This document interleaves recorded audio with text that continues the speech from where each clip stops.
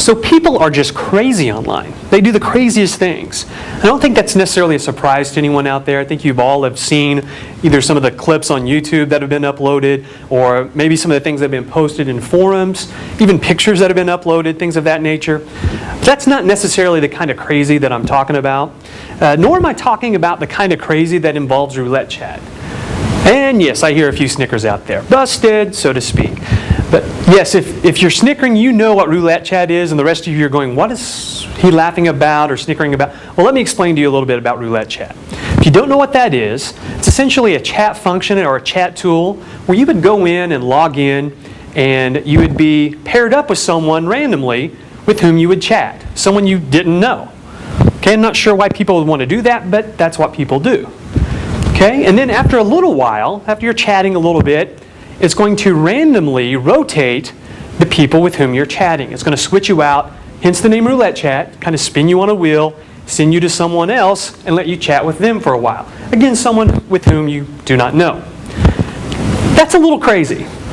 But what really makes roulette chat crazy is that the likelihood of you end up chatting with someone, usually a male, who is completely naked, is very high. And yes, I said naked because I'm from Kansas, and that is the proper way to describe someone without clothing.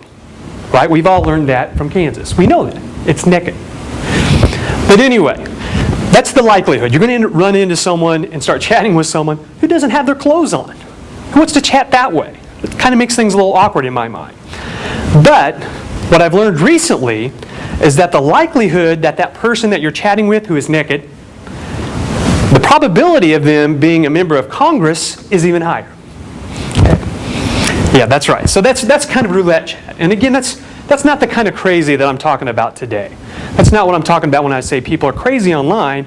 In essence, what I'm going to be speaking about today is how people really access information and move around, read information, get to your website, navigate your website in ways that you wouldn't always think are intuitive, or they're not logical.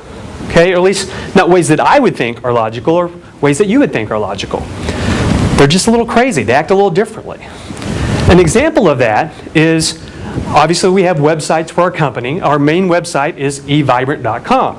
evibrant.com. www in front of it. Real simple. Well, one of the ways that people get to our site on a regular basis, on a monthly basis, is that they open up a browser, they go to Google, in the Google search bar, they type in www.evibrant.com. Okay, they hit search, they click on that, or they hit enter or return, whatever is on your QWERTY keyboard.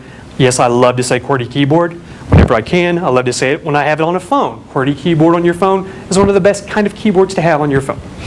But anyway, that's how people will get to the site. They click on that, and then they see the search results page, and they click on the top link, which is always our site when you type in evibrant.com into a Google search.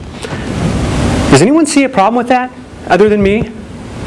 Yes, it's an empty step. They don't have to do that. They know the name of our web address.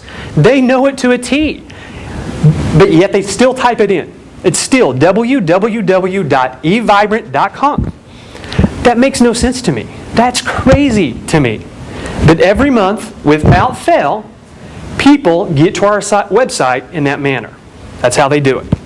That doesn't make sense to me. It's not logical. But the point is that just because I don't think it's logical doesn't mean that's not what people do. And that doesn't mean I can just go ahead and remove those people and that group of people from my marketing efforts. Okay, so you have to keep that in mind. That just because it's not something you would do doesn't mean it's not something they would do.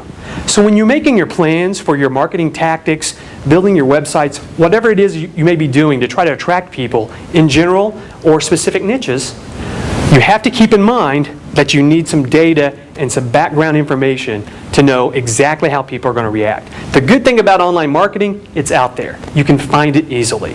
Okay? It's not a problem. You're going to find all this data, see how people react, see the different groups and different levels and how they access sites, what they do once they're on your site. You're going to find all this data. Then you're going to have the ability to market to the crazy people.